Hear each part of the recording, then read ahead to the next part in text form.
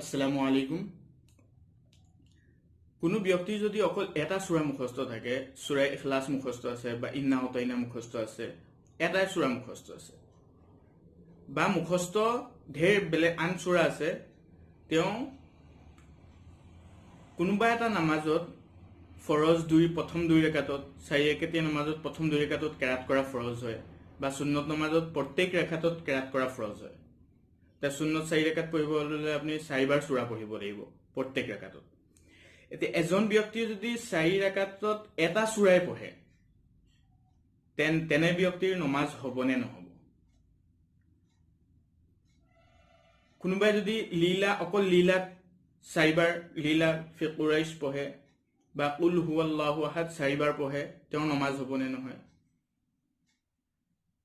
তেন্তে আমি জনাৰ কাৰণে প্ৰয়োজন যে তেনে ব্যক্তিৰ নমাজ হৈ যাব, নমাজত কোনো খাৰাপি নাহে। অৰ্থাৎ এটা সূৰা দিয়ে আপুনি চাৰি ৰেখাত নমাজ পঢ়ি দিব পাৰে। এটা সূৰা বাৰে বাৰে অৰ্থাৎ চাৰিবাৰ পঢ়ি পিনি আপুনি নমাজ কমপ্লিট কৰি ল'ব পাৰে। নমাজত কোনো মাসলা নাই, কিন্তু উলামাই লিখিছে যে এইটো মুনাসিব নহয়, পছন্দনীয় নহয়। কাৰণ এজন ব্যক্তিয়ে যেতিয়া বেলেগ বেলেগ সূৰা পঢ়িব নমাজত, তেতিয়া তেওঁৰ নমাজৰ প্ৰতি ধ্যানটো বেছি যাব।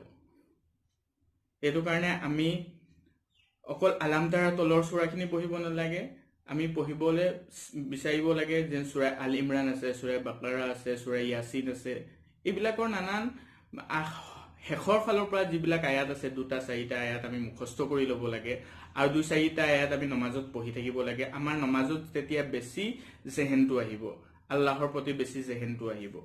আৰু এই মাসলাটো হ'ল যেন যদি কোনো বিনা কাৰণত কোনোবাই কুল আউযু বিৰাব্বিন নাস পঢ়িলে, আকৌ ২ নম্বৰ ৰাকাততো কুল আউযু বিৰাব্বিন নাস পঢ়িছে, তেওঁৰ নমাজ হৈ যাব।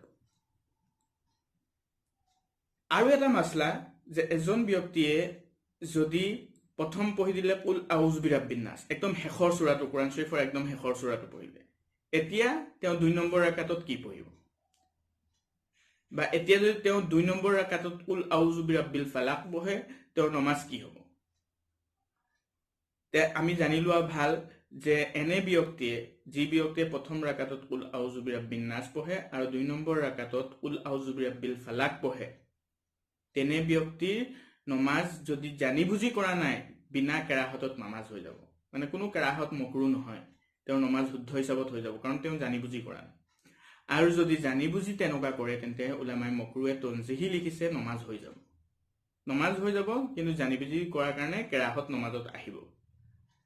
দুটা প্ৰশ্ন আমি গম পালো। এটা কথা গম পালো যেন এটা সূৰা চাৰি ৰেখাততে পঢ়া, সুন্নত নমাজত চাৰি ৰেখাততে একেটা সূৰাকে পঢ়াটো উলামাৰ নজদিক পছন্দনীয় নহয়, কিন্তু নমাজ হৈ যাব।